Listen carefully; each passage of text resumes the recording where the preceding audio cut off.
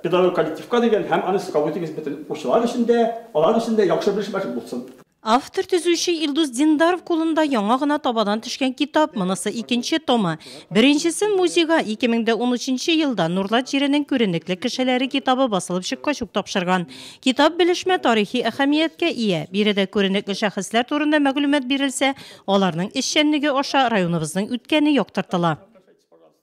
Бик кадерле, бик кирәк вакытында чыккан китап бу. Biz ник шулай дибез? Беренче томыннан укыганнан соң, аның белән тарышканнан соң, икенче томында киттек. Бик зур рәхмәт, менә икенче томында чыккан. Монда бик күп күренекле кешеләр безнең. Без мәктәптә, укытучылар да, балалар да алар белән тирәнрәк танышып, балаларны тагын да тирәнрәк өйрәтеп, горурланабыз үзебезнең районның алдынгы күренекле кешеләре белән. 4 ел эчендә тормыш үзгәрә. Факыйгалар үзгәрә, яңа геройлар хасил була. Шулай бит.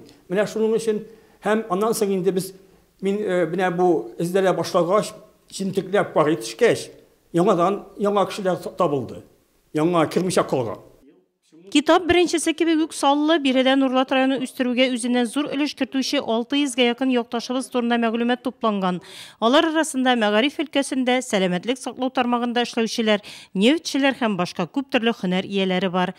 Беренче томнан да ким түгел, нәкъ шулай ук күләме буенча да 10 һәм аннан да күбрәк бала тапкан аналар, батыраналар бар безнең. Спортчыларыбыз бар. Чемпионнарыбыз бар. Менә аларны без барысында бәрәмлеккә кертергә тырыштык. Һәм уйлыйм, бу мөмкингә алар барсы да бу китапта урын алдылар. Китап Татарстан Республикасы Нурлат муниципаль районы хакимияте булышлыгы белән нәшер ителгән. Автор төзүче Илдус Диндаров мәктәпнең укытучылар коллективы белән очрашу барышында редакция составының эшчәнлеге турында сөйләде. Кызыклы мәгълүматлар җиткерде, тәкъдимнәр белән чыкты. Китапны үзләрендә булдырырга теләүчеләр район үзәк китапханәсенә барып алырга мөмкин.